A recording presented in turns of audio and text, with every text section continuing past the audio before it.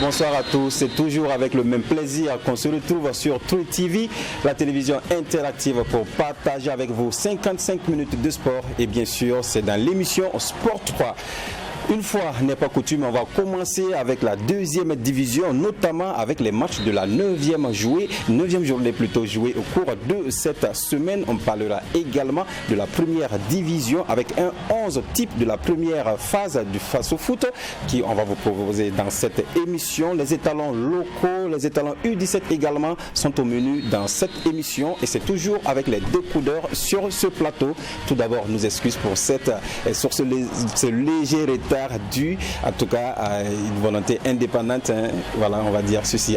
Issaka Ilboudo, bonsoir et bon retour. Bonsoir Samy, bonsoir à tous les téléspectateurs. Je profite de ton antenne pour souhaiter mes vœux les meilleurs. D'accord. Ça fait longtemps que je n'ai pas pris part à cette très belle émission. Et c'est un plaisir de retrouver mes amis d'en face. Je constate qu'ils sont devenus très doudus. Ça veut dire que les fêtes ont été... Voilà. Je les passe mon bonsoir. D'accord, à côté de vous plutôt, on va commencer. Oui, à côté de vous, Adama Salamberi, bonsoir. Bonsoir à Samy, bonsoir à tous ceux qui nous regardent. Voilà, je suis avec mon complice. Oui. Et les Amphaciens sont là. J'espère qu'on va s'entendre jusqu'à la fin de l'émission. On verra avec le quiz, hein, parce que voilà, on essaiera de faire le quiz. J'attendais Issaka pour sortir. Voilà. D'accord. Ibé Cabré, bonsoir. Bonsoir à Samy, bonsoir à tous les téléspectateurs de True TV. Votre acolyte Dianda, votre coéquipier, bonsoir. Bonsoir à vous, Samy Touré. Vous oubliez de signifier que c'est la toute première émission de l'année. Ah non, on l'avait fait. Non, j'ai pas fini. Allez-y. La toute première émission de l'année où nous avons Issaka, tout le monde.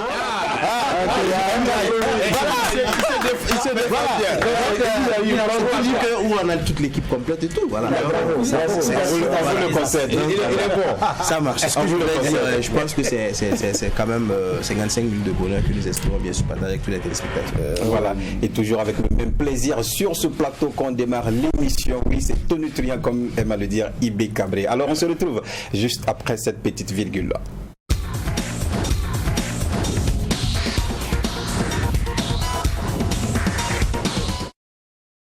Voilà, tout de suite et maintenant, on va voir la deuxième division avec cette rencontre Canon du Sud AS École. Un match joué sur le terrain du RCK. Rappelez-vous que le Canon du Sud était 3e à la 8e journée et AS École était dernier. Donc, les occasions se sont créées juste après les 30 premières minutes avec cette tête de Lofo Sougari pour ouvrir la marque pour AS École IB. Oui, un beau centre et la tête est imparable. Malheureusement, le gardien n'était pas sur ses appuis, donc il saute en retard. Et sinon même il glisse son pied d'appui, même glisse et malheureusement il ne va rien pouvoir empêcher sinon que constater les dégâts. Voilà, 1-0 et la réaction de Canon du Sud, hein, une réaction qui va trouver le poteau, donc il n'y a pas but à ce niveau. On va continuer pour voir en tout cas dans la foulée Canon du Sud qui pousse et obtient un penalty maniement du ballon dans la surface de réparation.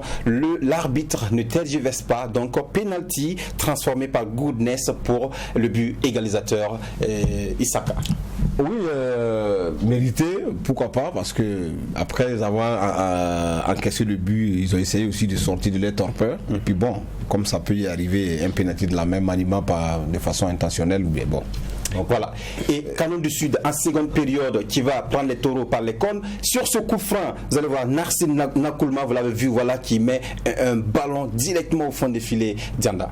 Oui, c'est un coup franc donc un peu excentré comme un demi-corner. Ouais. Voilà, donc à partir du moment où ça dépasse le mur, je pense que ce sont les défenseurs qui cachent un peu le gardien. Ouais. Et à partir de ce moment où le ballon arrive au niveau du gardien qui était carrément voilé, on ne peut donc que constater voilà, les dégâts. Et voilà, et Canon du Sud qui va toujours pousser à l'image de ce coup franc. En tout cas, le gardien qui est resté ferme sur ce coup franc pour mettre le ballon hors d'état de nuire. Donc, dans l'ensemble, Canon du Sud, AS École 2-1.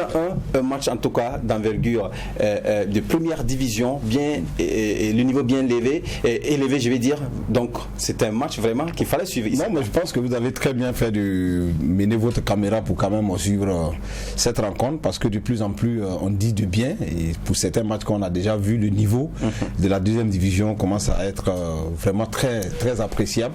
Il y a des très bons joueurs, des très bons matchs et cela témoigne quand même qu'il fallait que la caméra de True TV puisse aller, pourquoi pas, capter ces images pour montrer que c'est vrai que c'est l'antichambre de la première division. Mais il y a de bonnes choses, il faut souvent aussi aller les encourager. J'ai même vu la publication d'un de nos collègues, Moussabou Bila, qui a dit qu'en deuxième division, il y a des bons rencontres, il y a des bons matchs. Il faut aller les suivre, il ne faut pas les négliger parce que quoi qu'on dise, ça a un pas et puis on se retrouve en première division. Oui, des occasions aussi qui se sont créées dans cette rencontre au Salambéré. Comment vous pouvez analyser ce match-là? Oui, mais bon, depuis que AS École avait ouvert le score, on a senti une équipe de Kano du Sud qui s'est vraiment réveillée et qui veut véritablement dire à l'AS École que bon, voilà, je suis troisième de ce championnat et que je voudrais vraiment confirmer ma suprématie par là en obtenant ce coup franc. Vous vous souvenez de ce même coup franc? On avait suivi le match ensemble entre, je crois, Santos, Kano du Sud et oui, sur le terrain de l'EFO. Voilà, sur le terrain de l'EFO où il y a eu ce même coup franc exécuté de la même manière, mais sauf que le joueur a changé.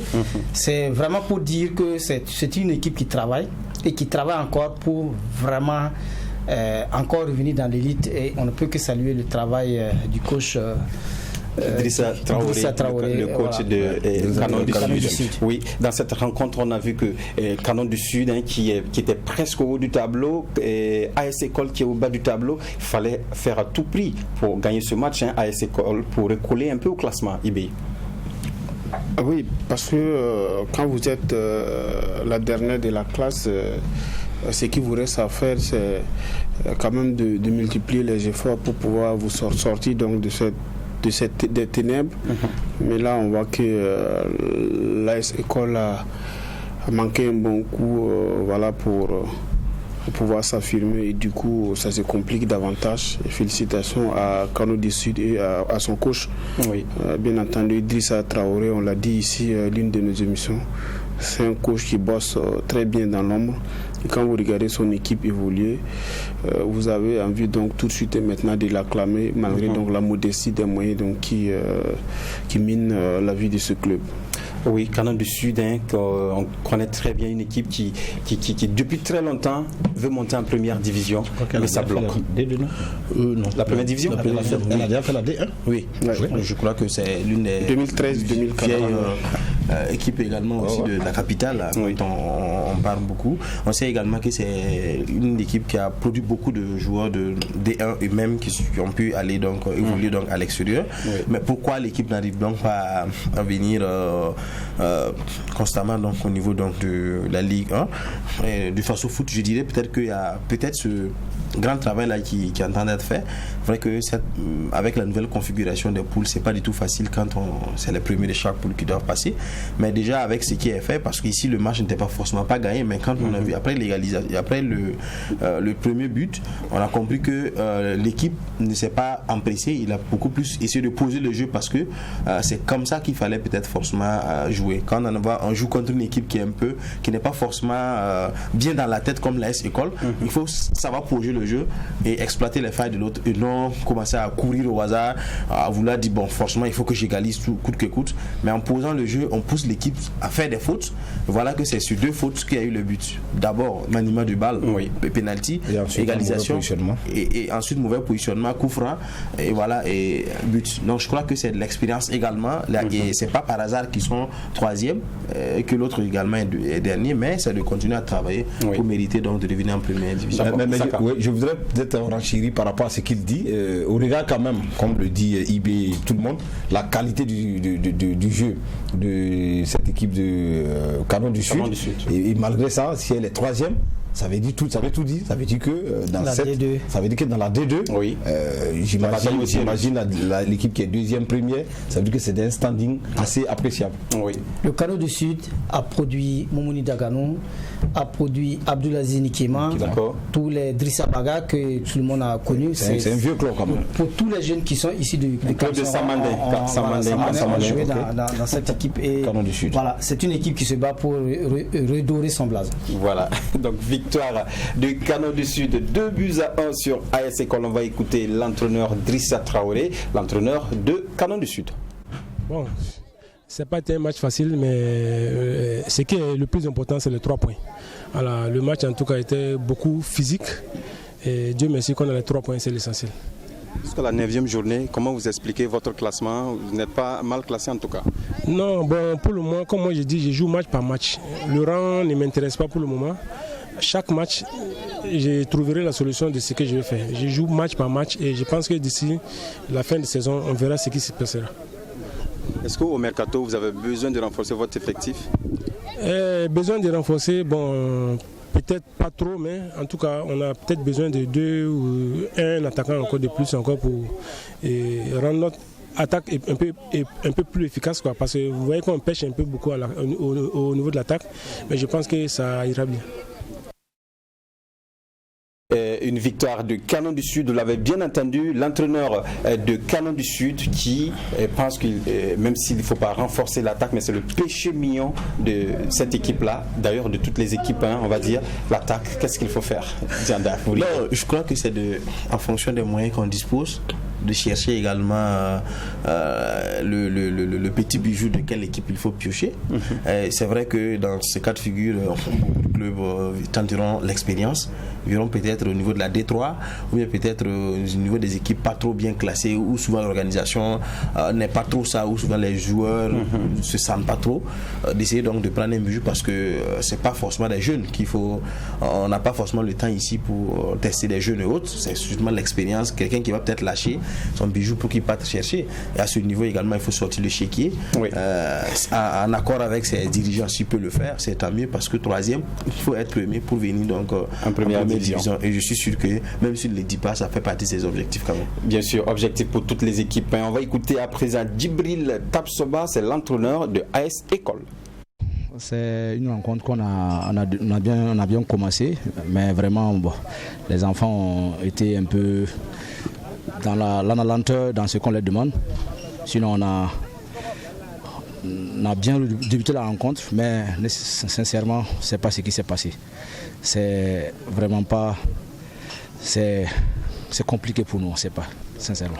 On a vu qu'au classement, avant cette journée, vous étiez au bas du tableau. Dites-nous, qu'est-ce qui explique cela?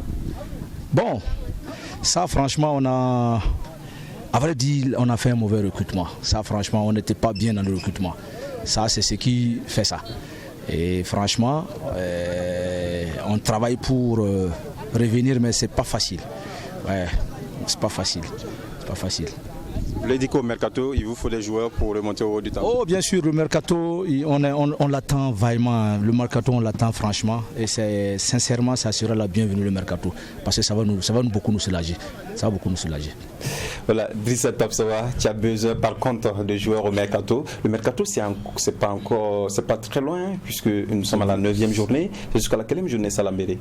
Non, mais le mercato, c'est dès lors que vous êtes à l'intersaison, vous jouez la première phase du championnat. Voilà, et vous rentrez maintenant dans le mercato où vraiment les oiseaux rares se font chasser pour être recrutés. D'accord, on va voir le classement au niveau de la poule A en 2e division. Vous voyez, voilà, les résultats d'abord, c'est Feb qui bat BPS 3 buts à 2.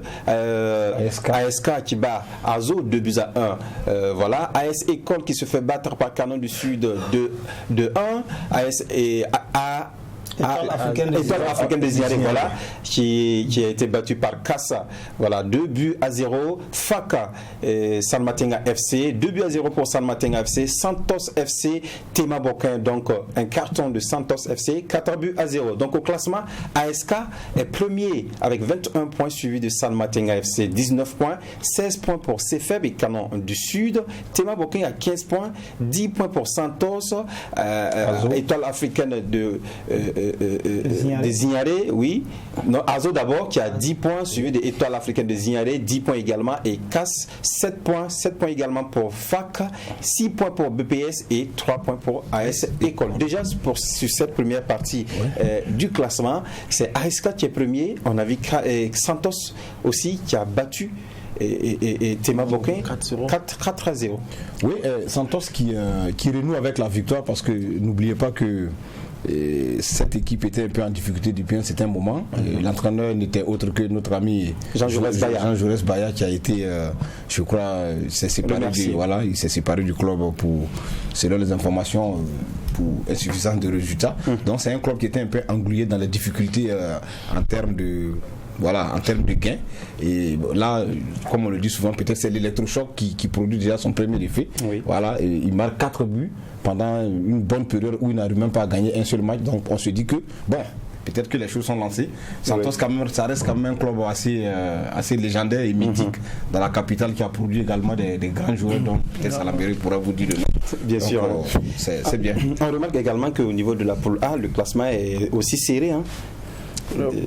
Oui, c'est suffisamment serré et lorsque vous jetez un coup d'œil sur les équipes qui compétissent dans cette zone-là, vous remarquez qu'il y a au moins 5 qui ont déjà découvert la première division.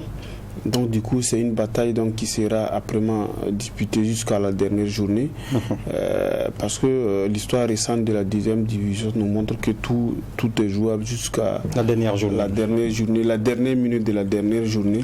Donc parce que c'est généralement dans ces instants-là que les choses se départagent et là quand on regarde le comportement des équipes on se dit que l'entraîneur de Kano du Sud a tout à fait raison de dire donc que lui les prend marche par marche tout en restant concentré bien évidemment sur le classement, même s'il le dit de façon parodique. Ne pas mettre la pression peut-être sur les joueurs. Voilà.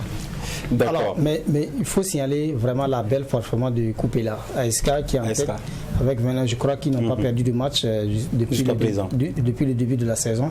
Et saluer également la performance de San Martin FC qui est deuxième. Vous vous souvenez que l'année passée, c'est une équipe qui a échappé de justesse à la descente en D3 et qui se retrouve deuxième. Il faut vraiment dire que c'est une équipe qui a tiré beaucoup de leçons et qui se retrouve deuxième. J'allais ajouter là-bas parce qu'il y a eu vraiment du sang neuf là-bas. On a eu l'occasion de voir que c'est surtout un jeune, un ancien joueur de moins de 40 ans, jeune, la trentaine, qui a pris les rênes de l'équipe, voilà, comme président. Son identité? Voilà, j'oublie un peu son. Voilà, on pense qu'on l'avait reçu dans une émission à Morée ici. C'était un promoteur d'auto-école, un ancien joueur qui a joué au Sénégal et tout, qui venait juste donc de ranger les crampons. Il est venu prendre la tête. Et vraiment, on sent un peu souffler une nouvelle dynamique. Comme quoi, quand vous avez été déjà mordu par un serpent, lorsque vous voyez le vérité, vous gambardez. Sacré. Voilà, à présent, les résultats au niveau de la poule B, la poule réservée à la région de l'Ouest. Au niveau de cette région, IFA Matoukou a été battu par AS Maya, 2-0. AS Eco, voilà, pas école, mais AS Eco qui a été battu également par AGEB, 2-1. Victoire de Bobo Sport sur le JCV, 1-0. Kiko qui bat Bafouji, 2-0. OSM qui bat Olympique Système du Monde. Qui fait match nul. Qui bat USS 2-0. USCO, Uzi 1-1, un but partout. On y reviendra sur cette rencontre. Donc au classement, JCB plutôt, premier avec 21 points, USCO deuxième avec 19 points, Kiko FC à 17 points, 13 points pour Uzi, ainsi que AS Maya et AGEB, USS à 10 points. Suivi de OSM qui a 10 points également, 9 points pour Bobo Sport, 8 pour IFA Matoukou, 7 AS Eco et Bafouji au bas du tableau qui a 3 points. Notre ami Bafouji c'est Gawa. C'est Gawa. Il avait donc adopté déjà. Il était déjà adopté par cette Non, ce que je voulais signaler très rapidement, c'est surtout la performance, je dirais, le classement de l'AGEP. Oui, c'est vrai qu'on prend la deuxième division, donc on jette le coup d'œil, on se demande celui qui est descendu donc il n'y a pas longtemps, où est-ce que c'est classé? C'est classe 6e si je ne me trompe pas, devant certaines équipes, je dirais un peu modestes, surtout sur le plan financier autre, quand on parle de JCB autre, qui est la tête. Le JCB, c'est vrai, c'est un vieux club de la ville de Haut, mais quand même qui est toujours annoncé mais pas encore venu. Quand des clubs comme ça arrivent quand même à hisser du niveau de la première place, et que les clubs quand même qui doivent être selon logiquement dotés de quelques moyens, comme la GEP, doivent être à des places sont à 6e. On se demande qu'est-ce qui ne va pas. Mais bon, je pense que d'ici la fin, on verra bien pour pouvoir bien tirer. Non, mais je pense que ce débat, il le signale très bien parce que c'est assez saugrenu quand même que une équipe comme la GEB, on se dit, par rapport aux personnes qui sont derrière cette équipe, voilà, tu viens un peu mon regard, c'est une équipe qui devait être à une position où elle n'est pas. Voilà. Mais de toute façon, quand vous regardez quand même le côté de l'Ouest, il y a quand même des clubs mythiques qui ont déjà goûté aux délices de la première division, qui depuis quelques années sont au purgatoire, ils sont en train de lutter comme des beaux diables pour revenir, Kiko, JCB. C'est des clubs qui ont fourni quand même de très grands joueurs au Burkina, mais depuis un certain moment à l'Ouest, c'est RCB, c'est ASFB, c'est Raimo qui dictent la loi et les autres sont là avec des miettes. J'espère que certains réussiront à valider leur ticket pour la montée prochaine. La montée en première division. Vous remarquerez avec moi que le premier également à 21 points, JCB comme en première division, ça veut dire que comme dans la poule A, oui. Voilà, ça veut dire que le classement également dans la poule B est serré. La bataille est rude. Vous avez la parole. Alors. Bon, voilà, c'est là. Allez-y. Que le classement est vraiment rude parce que l'année dernière, à la fin du championnat de D2, on avait remarqué que l'équipe qui était classée première, 5 amis, Poule A d'abord. Poule A avait beaucoup plus de points que l'équipe classée première au niveau de la zone la poule B. La poule B où JCB a pris réellement la tête. Donc c'est pour montrer que pour cette fois-ci, les équipes sont à force égale et essaient de chacun de son côté en tout cas de mettre les moyens possibles pour pouvoir vraiment, pourquoi pas, parce que souvent à la fin de la saison la Ligue de football fait un bilan où elle donne le classement et chacun voudrait être en tête de ce classement là et c'est bien pour notre football. Bien sûr. Voilà, on relève que JCB c'est le club de Mohamed Lamine Ouattara. D'accord. JCB, voilà. Mais il faut rappeler aussi que OSM s'est séparé aussi de son entraîneur qui est Mr. P, qui est un promotionnaire qui est professeur d'anglais à Dédougou, qui était l'entraîneur. Et depuis des années, il a été remplacé cette semaine pour insuffisance de résultats. D'accord. Et coïncidence pour coïncidence. Je crois que c'est lui-même qui a demandé à partir. Le club le retenait. Oui, mais bon, selon les informations que l'on a eues, il a été remercié. Et l'autre est venu, il gagne. Bon, mais c'est un peu ça aussi, la vie des entraîneurs.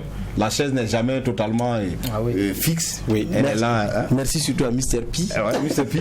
On le salue la baraque. Il a la double, c'est un ami et puis on le salue au passage. En tout cas, voici ce qui était en tout cas pour la deuxième division. On vous promet de démarrer le moteur de la deuxième division pour vous faire voir des matchs, puisque c'est un championnat assez élevé et aussi relevé, je vais dire, au niveau, parlons des niveaux dans cette deuxième division. Intéressons-nous à présent aux étalons locaux, les étalons locaux qui doivent jouer le CHAN 2021 au Cameroun. Voilà quelques images du dernier entraînement, la dernière séance d'entraînement avec l'entraîneur Seydou Zerbo et Dick Kroll. C'est les étalons qui se sont envolés ce dimanche pour le Cameroun où ils vont parfaire leur séance d'entraînement, les derniers réglages, puisqu'ils vont jouer deux matchs amicaux avant de rentrer dans la phase finale. Voilà. Et il y a aussi cette liste de ces étalons, une liste de 33 joueurs au lieu de 23 Isaka. Qu'est-ce qui peut expliquer cela? Non, ce qui explique cela, c'est simplement le Covid. Voilà, je pense que c'est les instances du football international qui ont décidé qu'il faut élargir l'assiette pour pouvoir minimiser le fait qu'on a la possibilité. Est-ce une bonne idée ou pas de contaminer? Oui, le contexte fait que c'est important de le faire pour permettre aux équipes d'avoir plus de chances d'avoir les joueurs en bon état de forme. Parce que vous imaginez qu'avec cette histoire du Covid qui est là, qui dérange vraiment le football, si on doit rester à donner des listes très réduites et qu'à l'intérieur on fait des examens, on se rend compte qu'il y a encore des soucis, on risquerait de tomber. Ils ont préféré en même temps élargir l'assiette de telle sorte que ça permet à chaque équipe d'avoir la chance de pouvoir avoir la plénitude de tous les joueurs, faire la plénitude de faire les tri et puis sortir maintenant avec quelque chose de potable pour aller à la compétition. Je pense que sur 33, la liste finale va sortir. Non, ils sont tous partis. Ils sont tous partis au Cameroun. Si on fait test de Covid et pendant la compétition, et que par exemple un bon nombre de joueurs de votre équipe est touché, vous avez la possibilité de remplacer sur le champ. Sinon tout le monde est éligible. D'accord. Voyons à présent cette liste de C2 Dicrol. On ne pourra pas citer tous les noms, mais dans cette liste, oui, on a parcouru en long et en large. IB, est-ce que pour vous, on peut se dire que c'est un ratissage large qu'on peut retrouver tous les joueurs, en tout cas qui s'illustrent bien dans ce début de Face au foot? Oui, a priori, on peut dire oui. Quand vous regardez tous les... à mon avis, tout ce qui aurait pu mériter de figurer dans cette liste s'y retrouve. Maintenant, c'est dans les compléments qu'on peut se poser quand même la question. Oui. Et moi, j'ai l'impression qu'on a profité donc de ce bonus offert par la Confédération africaine de football et puis glisser quelques noms par complaisance, sinon même par... je ne sais pas comment il faut par amitié, peut-être. Par amitié, peut-être, oui. Moi, quand je regarde... j'aime bien mon ami Ibrahim Saré de la Sfaïnenga qui était virevoltant la saison dernière, qui a même eu le prix ASISB à un moment donné. Oui. Mais vous remarquerez que cette année il a complètement disparu de radar. Je me demande s'il a 10 marches dans les jambes. Pas du tout. Quand je regarde également Aboubacar Sidiki Traoré, ça joue pas beaucoup avec Salitas, mais également aussi quand je regarde Ilias Chandrabego de l'UISO, c'est pas le meilleur attaquant c'est pas le meilleur complément qu'on pouvait avoir comme attaquant dans ce Face au foot. Donc du coup, ce qui me laisse croire que dans cette opportunité offerte par la Confédération africaine de football, on a profité quand même de glisser des noms, à mon sens, par complaisance. D'accord. Dianda, non, moi je pense que ce qu'il dit, ça peut être vrai, mais dans la peau un peu de Kroll, je me dis, ben voilà, c'est vrai, quand on parle des étalons locaux, c'est vrai qu'il y a une qualification où vous êtes qualifié, vous êtes allé avec des joueurs qui étaient les meilleurs du moment à l'époque, vous êtes allé. C'est une nouvelle saison, c'est vrai, d'autres ne sont plus peut-être dans le championnat, mais d'autres sont toujours là. Il y a également des nouveaux talents qui sont émergés. Vous devez forcément tenir compte de ces talents-là. Mais surtout que dans la mesure où la CAF donne peut-être la possibilité d'élargir un peu, pourquoi ne pas faire le maximum également parce que c'est vrai, il y a des regroupements, mais on n'a pas également le temps de pouvoir adapter beaucoup de joueurs. Donc souvent, par précaution, on préfère également certains joueurs, même s'ils n'ont pas forcément la confiance de leur coach actuellement, comme il se doit, même s'ils peuvent ne pas forcément être en jambes. Avant que vous ne continuiez, je voulais compléter pour vous guider dans votre analyse, que l'équipe nationale, la sélection nationale, et l'équipe nationale est une sélection des joueurs en forme du moment. Non, je comprends. À un certain moment, on préfère également, on a fait cette critique également avec la sélection A par moment, et surtout avec Paulo Duarte, on vous dira quand même, à un certain moment, on préfère certaines personnes qui peuvent forcément lire un système de jeu que de prendre un joueur qui a la forme du moment, mais qui ne va pas forcément s'adapter. Et c'est surtout à l'entraînement que ça se sent. À l'entraînement, vous arrivez, vous voyez le joueur, il est virevoltant et tout, mais il n'arrive pas à rentrer dans le style de l'entraîneur qui le préfère peut-être à un autre joueur qui n'est pas forcément virevoltant, qui n'a pas forcément la forme du moment qu'on le voit. C'est vrai, on n'arrive pas souvent à comprendre parce que celui qui marque beaucoup dans son club, c'est lui normalement, mais à ce moment, on a vu avec Roméo Boni à l'époque, le chant de saboteur. Il avait fait une bonne saison ici, mais il arrive, ça va pas. Non, à un certain moment, c'était pas le cas. Non, à un certain moment, c'était pas le cas. C'était pas le cas. Non, c'était pas le cas. Parce que Saboteur a été clair à l'époque. C'est le meilleur. Je n'avais pas le choix. Ce qu'il avait dit, c'est le meilleur. Mais ici, il y a quand même le choix. Ici, il a pris pour Nogo, il a pris. Je vous relance une question. Est-ce que pour avoir aidé à qualifier l'équipe pour ce championnat d'Afrique des Nations, fait de vous un élément incontournable, même si vous n'êtes pas en forme actuellement? Non. d'officiellement, ça ne vous fait pas un incontournable parce que si vous n'êtes plus en forme, ce n'est pas la peine qu'on vous sélectionne. Je suis d'accord. Donc, j'ai tout simplement dit que je me mets peut-être souvent sur la peau, pas de problème, de l'entraîneur, comme il y a également la possibilité d'élargir. Et comme peut-être il y a un système d'adaptation qui peut être là, par précaution, on peut également amener un joueur qu'on a peut-être vu jouer, qu'on a peut-être pu exploiter à un certain moment, que de voir de nouveau et prendre à un certain moment. Parce que même la possibilité d'élargir ne vous donne quand même pas le droit parce de la théorie et la pratique pas respecter la chance ou la malchance aujourd'hui que les entraîneurs ont, on peut voir les choses sur deux aspects. C'est qu'aujourd'hui, notre championnat est beaucoup plus médiatisé sur le plan national. Je veux dire, sur le plan international, peut-être on ne parle pas de notre championnat, il n'est pas parmi les 10 meilleurs championnats d'Afrique, je n'en dis combien pas. Nous, on en parle chaque semaine. Sur le plan national, les yeux sont ouverts sur le championnat. La preuve, tout à l'heure, nous étions sur la 2e division, bien sûr, où ça joue au football.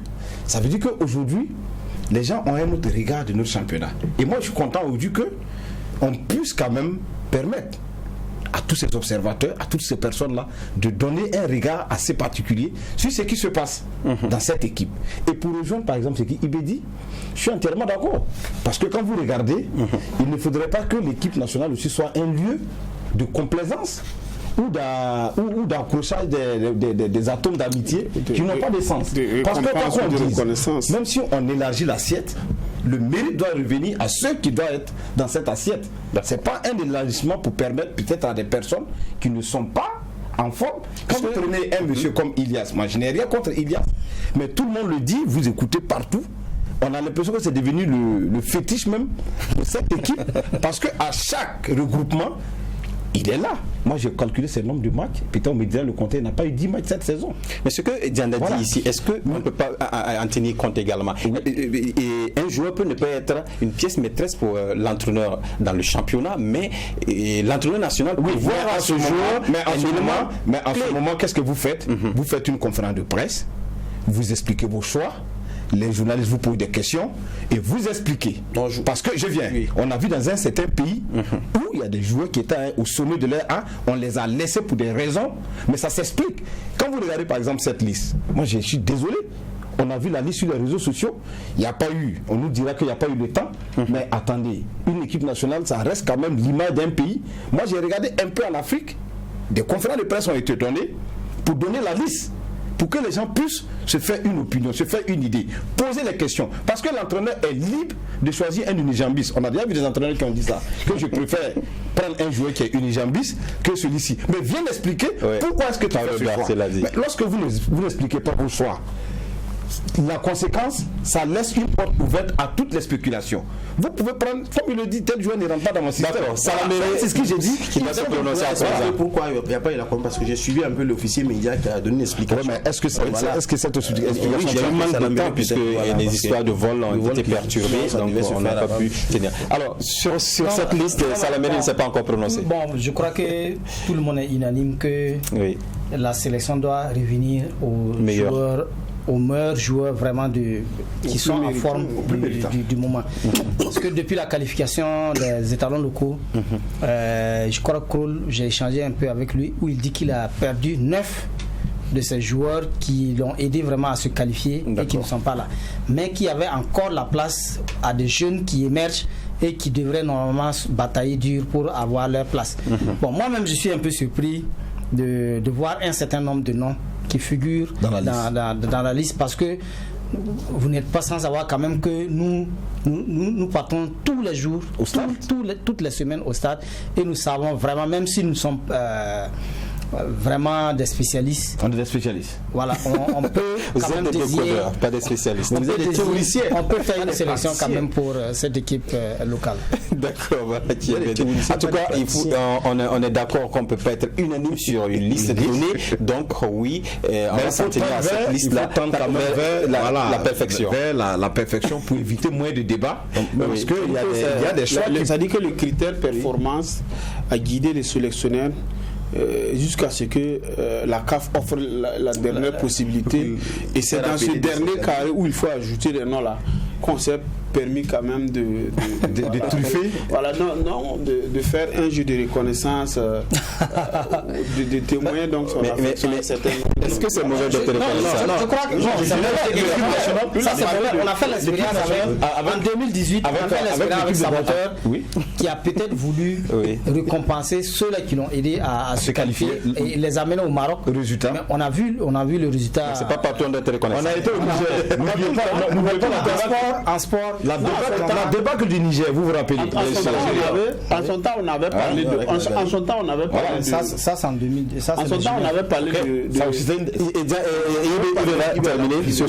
On avait parlé en son temps de la liste de saboteurs. Je me souviens bien, c'est le RCK qui avait été champion et on était dans les marches de préparatifs et lorsque Saboteur a arrêté, il n'y avait aucun joueur du RCK. Et on avait parlé. Il n'y avait aucun joueur du RCK. Lui, il a estimé, nous nous sommes dit, on a crié sur tous les toits, on n'a pas été écouté. Et après, au championnat d'Afrique des Nations, lorsque ça n'a pas marché, on était mis devant les faits accomplis. Et c'est par là aussi, donc, on ne souhaite pas avoir raison sur ce qu'on est en train donc sur l'analyse qu'on est en train de faire.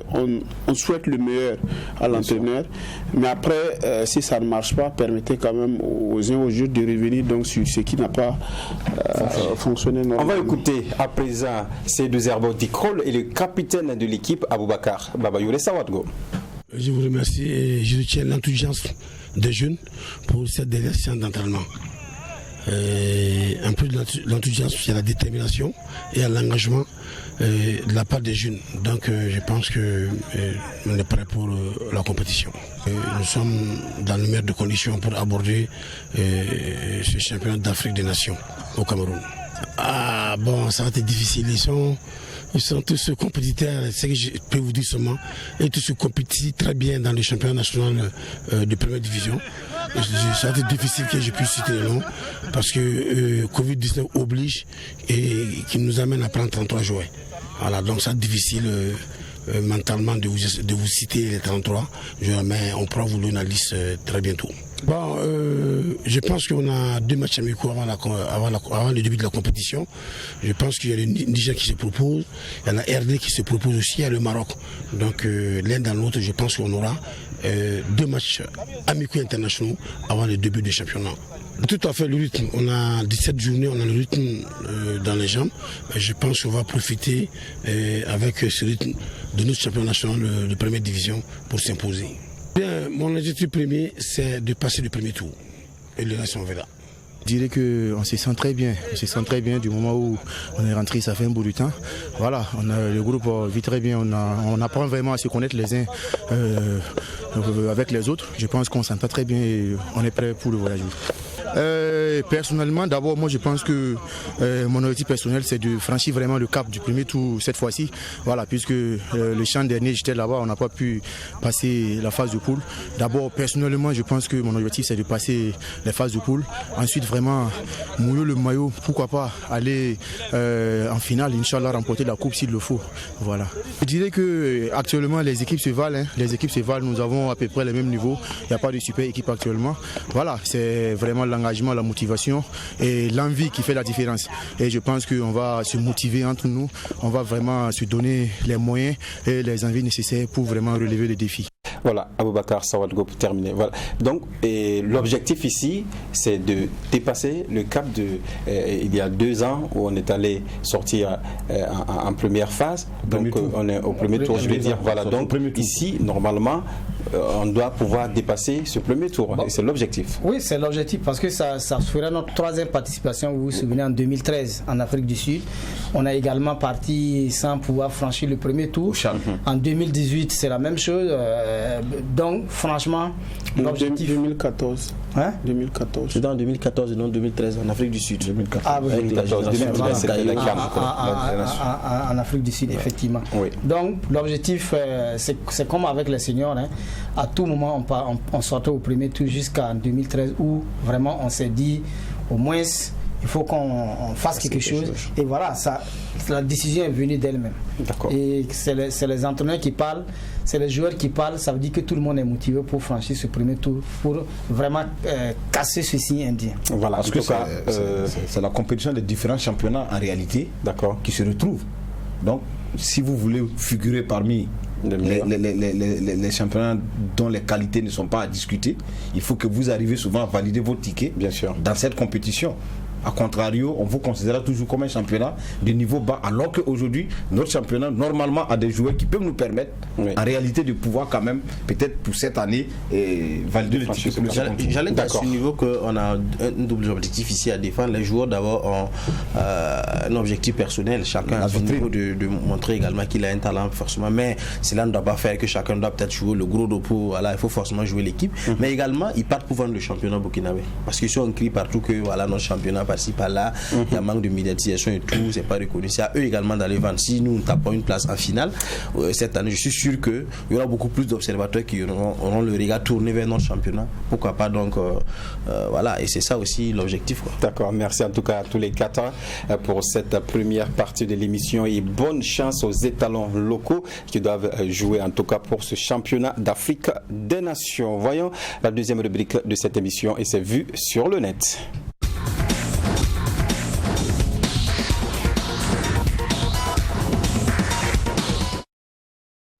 La première information vue sur le net, on va débuter avec le 11 type de la première phase du Face-Foot. Nous parlons de la première division, une compilation réalisée par Salifou De Castel Ouedraogo, un confrère. Oui, il y a eu des avis de plus de 200 observateurs, oui, 200 observateurs, et y compris des journalistes, entraîneurs, dirigeants, agents sportifs, agents de joueurs, oui. Donc au moins 200 personnes ont donné leur avis et c'est la compilation qui ressort sur 11 types de la première phase du championnat. Dans les perches, on a Farid Ouedraogo de l'USFA, Herman Nikema comme défenseur de Salitas, Mamadou Zonf de COSAF, Aouba Michel Salitas, Ismaïla Ouedraogo de l'AS Douane, Daniel Ouedraogo de Salitas, il y a Claver Tiendrebego de l'AS Sonabel, Samien de Salitas, Clément Pitroapa de l'USFA, voilà, et Olivier Boissy Salitas et Mohamed Lamine Ouattara de l'AS Sonabel. Voilà donc pour les 11 débats IB, votre avis par rapport à cela? Alors, moi je pense que c'est un travail véritablement scientifique et moi je voudrais saluer les initiateurs parce que ça manque quand même d'indicateurs à mi-parcours et ça vient compenser un vide. Qu'on pourrait laisser parce qu'ailleurs on va, et même à chaque journée on essaie d'établir une équipe type, mais là on est à 17 journées, le vide donc qui est laissé par les instances dirigeantes, donc ça s'est occupé donc par cette initiative là. Il faut saluer Lassina Sawadgo et Salif De Castel qui déjà a un très grand boulot en matière de statistiques, donc il fournit pour nous donner une lecture de ce que vaut notre championnat. Personnellement, j'ai été consulté pour donner un 11 type par rapport aux phases allées. Je me rends compte que ce qui a été retenu dans mon choix, il y a au moins 7 joueurs donc, qui ont été retenus. D'accord. Et comme il dit qu'il y a plus de 100 personnes qui ont été, près de 200 personnes qui ont été consultées et qui ont donné cet avis, on va dire que tout soit discutable, mais là ça frôle quand même l'objectivité, ça tend vers, c'est proche de l'objectivité. Oui. Et voilà, qu'est-ce qu'on peut dire quand vous regardez effectivement les phases allées de ces championnats, les noms qui ressortent d'ici, c'est quand même des éléments qui ont prouvé que ils sont les meilleurs à leur poste.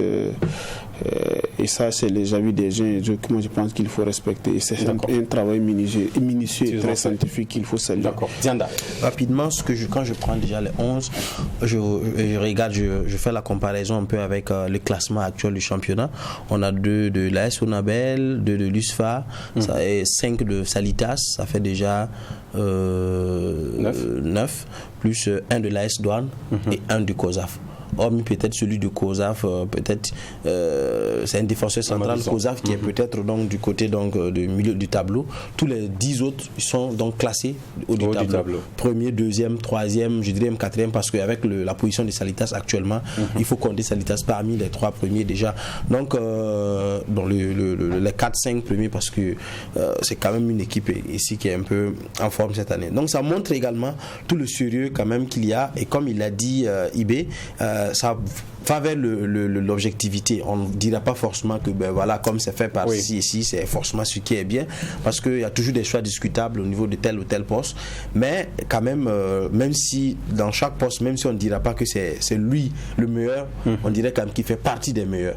Donc je crois qu'à partir de ce niveau, c'est de saluer le travail scientifique qui a été fait, et demander également aux joueurs, à chacun de pouvoir encore pousser pour que peut-être qu'on ira peut-être dans, comme il a dit, comme en Europe, chaque week-end on pourra peut-être faire l'équipe type un peu de la journée, et ça va peut-être motiver encore plus. Isaka, ici on ne parle pas de critères de choix, mais de compilation de l'avis de plusieurs personnes. Alors pour vous, ce 11, et avec les remplaçants bien sûr, vous êtes satisfait? Oui, bon, satisfait à un degré moyen, parce que quand je regarde un peu la liste quand même sur les 11, il y a des joueurs à travers lesquels je me retrouve, parce que n'oubliez pas que ce travail qui a été fait, c'est un travail des personnes qui sont très avisées, qui sont beaucoup accros à notre championnat. Si vous n'êtes pas très accro à notre championnat, vous n'êtes pas dans les stades, et que vous ne désertez pas les maquis pour être dans les stades, vous êtes incapable de donner un nom dans notre championnat. Non, c'est clair. Bien sûr. Il faut être là régulièrement, et il y a des joueurs que nous regardons et ça saute à l'œil. On sait que pendant les 17 journées, ils ont été présents, leur présence individuelle, collective, pour tout ce qu'ils ont fait, il n'y a pas de débat. Mais comme tout travail humain, il y a toujours des analyses, des contre-analyses. Et ça nous permet aussi de dire que, bon, certains joueurs auraient peut-être dû être là. Heureusement qu'il y a la liste quand même des outsiders, des remplaçants qui sont là. Ça permet déjà, parce que moi je pensais à un garçon comme le gardien de l'AS Police, pour moi, aujourd'hui, qui avait peut-être la possibilité de figurer, parce que ça fait 2 saisons qu'il fait une saison assez exceptionnelle. Pour moi, c'est l'oublié. Voilà, ça a été l'oublié de cette liste. Mais Sagnon, pour moi, c'est un gardien qui a fait des arrêts. Vous conviendrez avec moi qu'on a suivi certains de ces matchs. Bien sûr. Mais individuellement, plus c'est difficile de dire enlever tel, pourquoi on met tel. Mais on salue d'abord l'initiative qui est déjà très bien, de pouvoir donner quand même un baromètre, des aperçus des joueurs qui ont marqué. Ça va les pousser à continuer. Et ça va amener aussi les autres à comprendre que si on travaille, on peut se retrouver dans les listes, et c'est des choses qui peuvent vous aider dans votre carrière. Donc à partir de cet instant, c'est déjà bien, mais soyons beaucoup plus regardants, et tout travail individuel, forcément, il y aura forcément des critiques. Je prends les mots de Isaka Salambere. Daniel Sagnon, un gardien de l'AS Police, effectivement, c'est l'oublié de cette liste. Bon, on va pas... Chacun a sa façon de juger. Sinon, quand vous prenez Babayoure Sawargo et puis Farid, franchement, choisir ces deux et puis ne pas prendre Sagnon n'est pas un crime. Et je crois que c'est vraiment les 2 meilleurs gardiens de ce. C'est pas pour rien même ils se retrouvent en équipe A. C'est des gens vus par les sélectionneurs nationaux et qui vraiment abattent un travail minutieux, un travail de gardien de but vraiment. Ça n'enlève rien la qualité. Est-ce qu'il ne peut pas être parmi les remplaçants aussi? Parce que en réalité, il y a les choix des seuls gardiens. Moi, je répète encore, j'ai participé à cette compilation. Et personnellement, j'ai choisi Farid. Voilà, j'ai choisi Farid Ouedraogo. C'est vrai qu'il n'a pas été tout le temps depuis le début de la saison, mais c'est les gens ont tendance à voter pour le vécu du joueur et pour l'aura même du joueur. Et même Aboubakar Saoudogo, ça n'a pas été souvent très facile avec le RCK, mais déjà il a un nom dans ce championnat qui reste quand même indéboulonnable. Et quand vous regardez par exemple Daniel Sagnon a été peut-être victime de la position de positionnement de son équipe, et dans ce truc l'AS Police a eu ce clin d'œil, peut-être que ça compense un peu, et c'est le choix de son entraîneur comme coach adjoint de ces 11 types-là. Oui. Voilà, avec le coach titulaire qui est barré. Idrissa Ouedraogo est venu comme le coach adjoint de ce choix qui a été donc opéré par ces observateurs. Franchement, moi-même, j'ai participé à ce. Oui, on a tous participé. On a donné des avis. 7 joueurs dans ces choix. Mais franchement, quand vous regardez, moi mon choix c'était Baba Youré comme gardien titulaire. D'accord. Et puis Farid comme remplaçant. Mais franchement, ça n'enlève en rien la qualité de Sayon. D'accord. Qui vraiment. Sans oublier quand même le jeune gardien de l'USO, Charouf. Voilà, en fait, vous comprendrez pourquoi souvent certains joueurs à un certain niveau, au moment de leur carrière, préfèrent s'éclipser pour aller dans d'autres équipes, même s'ils n'ont pas forcément la garantie d'être titulaire indiscutable, parce que il y a plus de visibilité. D'accord, voilà qui est bien. En tout cas, merci à Dekastel, Ouedraogo, Salif et puis Lassina Sawadgo pour la compilation, en tout cas, de ces informations. On parle à présent du match USO et UZI qui a été interrompu. Je disais tantôt qu'on allait y revenir. Oui, c'est UZI, UZI. Voilà, c'est joué à Banfora. C'est joué à Banfora. C'est bien la précision. USCO, UZI, donc USCO qui recevait, match nul d'un but partout, un match interrompu à la pause, dû à, en tout cas, à quelques désagréments entre les joueurs de l'UZI et les supporters de l'USCO. En tout cas, beaucoup d'internautes nous relatent les faits, comme quoi il ne devrait pas y avoir problème, mais il y a eu exagération à un moment donné. Issaka, qu'est-ce que vous pensez? D'abord, ce que je peux dire, c'est d'abord de condamner. C'est d'abord de condamner des actes de vandalisme sur nos stades parce qu'on n'en a pas besoin. C'est d'abord le football qui véhicule des messages de paix, voilà. C'est entre nous, ça reste le football. Okay? Donc déjà, sur la base de cet instant, on condamne quand même ces agissements. Maintenant, sachant aussi raison garder parce qu'aujourd'hui, nous sommes à Ouaga, le match s'est joué à Banfora. C'est les réseaux sociaux qui nous ont relaté les premières images. Oui. Donc on les prend déjà avec beaucoup de parcimonie parce que vous ne pouvez pas être dans l'émotion et commenter ce genre de choses. Bien sûr. Okay? Donc il faut faire très attention, attendre les structures les plus habilitées à nous dire réellement ce qui s'est passé. Et en ce moment, on a visera. Il y a un commissaire de match, il y a eu la sécurité. Mais déjà, je dis pas que il n'y a pas eu de soucis, mais on condamne déjà les actes de vandalisme. Maintenant, on n'a pas très vite en besoin parce que le réseau social aujourd'hui reste un instrument de communication que tout le monde peut utiliser, que tout le monde peut manipuler à sa guise. Donc à partir de là, soyons prudents, attendons les décisions finales et puis s'il y a des sanctions, j'espère qu'il y en aura des sanctions, on les prendra pour discipliner parce que notre football est en train de prendre une certaine dimension. On a besoin vraiment de la quiétude pour mener des choses. La première d'ailleurs, il y a que effectivement, il faut attendre les structures habilitées donc pour donner une suite à ce malheureux incident et tout. Mais la chose dont on est certain, c'est que le match a été interrompu. Déjà, ça c'est un fait assez grave. Alors, ici, l'arbitre prend la décision d'arrêter le match à mi-parcours. Ça veut dire qu'il a quand même des éléments suffisamment tangibles et graves qui compromettent même la sécurité autour environnementale du match, donc qui l'oblige à arrêter le match. Et déjà, ça c'est suffisant pour dire que ce qui s'est passé à Banfora est suffisamment condamnable et gravissime. Après les spéculations comme quoi on a bastonné X ou Y et tout, on ne va pas rentrer dans ces détails. Et dans la foulée, on a vu une sorte de démenti qui voulait dire que c'est de l'exagération. Et moi je dis que cette tentative d'explication est aussi valacieuse que voilà l'acte qui a été posé et qui a quand même conduit à ce qu'on arrête véritablement ce match. Voilà, on va terminer cette émission avec ces informations des étalons U17 qui sont présentement à Lomé pour le tournoi UFOA B, un tournoi qualificatif pour la CAN de leur catégorie qui doit se jouer au Maroc. Voilà une liste proposée par l'entraîneur donc Zié Ouattara, voilà, donc et Mamadou Zongo dit Bebeto. Exactement. Voilà, donc ces étalons U17 qui ont besoin en tout cas d'être poussés pour se qualifier. les joueurs biberons pour l'instant qui ne sont pas très connus du public. Voilà, non, c'est une catégorie qui est quand même dans tous les pays n'est pas très connue. Oui. Qu'on va découvrir dans la compétition. Et nous sommes sur le plateau ici, si on vous dit, je sais que par exemple un joueur comme Ayende, Abdul Rachid, lui c'est un joueur de Raimo. Mais la majorité, c'est des joueurs que nous ne connaissons pas, qui sont encore dans le cocon familial, c'est des jeunes. Donc, le travail là-bas, on travaille sans pression. Et comme on le dit, il n'y a jamais un sans trois. Et est-ce qu'ils vont pouvoir rééditer l'exploit? Inch'Allah. On va voir les oppositions la poule des étalons, où en tout cas ces étalons doivent s'illustrer si la réalisation nous permet. On va voir les adversaires des étalons U17. Voilà le 5 déjà. Demain voilà. Déjà oui, bien sûr. Les étalons U17 doivent jouer le Bénin et le 8 le Niger, et pour terminer le pays organisateur, le Togo. Voilà. La configuration ressemble un peu à la configuration. C'est la même chose en fait avec les juniors. C'est la même poule en fait.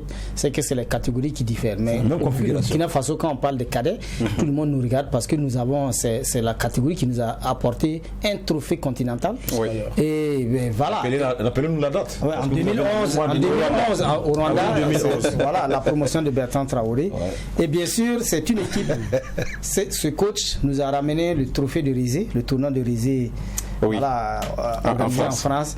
Donc on va pas trop dire que c'est des bébés qui sont il y a de la blonde graine. Il faut vraiment, de toute façon, toutes les équipes vont avec des cadets. Donc il faut que le Burkina Faso relève son niveau. Pour il faut une qualification au moins. C'est la même chose. Après un peu la qualification des juniors, ça met il vient plus tôt, donc ça met un peu la pression sur les petits également de vouloir faire pareil, parce que ce qu'on se dit, je lisais un peu sur une page de nos amis ivoiriens qui disaient faites attention, il ne faut plus avoir encore un Ivoirien dans votre équipe. Les gens lui répondaient que dites plutôt que vous avez peur de vous faire éliminer encore 4 à 1 par les petits. Donc c'est une façon également de dire qu'ils ont en mémoire aussi qu'ils peuvent faire quelque chose. Donc je crois que bonne chance à eux. Merci Dianda, une belle phrase pour terminer. Bonne chance aux étalons. Merci d'être venu sur ce plateau. Ibé Cabré. Oui, on a passé quand même de super moments, même par moment. Embêté par cette lourde cravate de Salamé.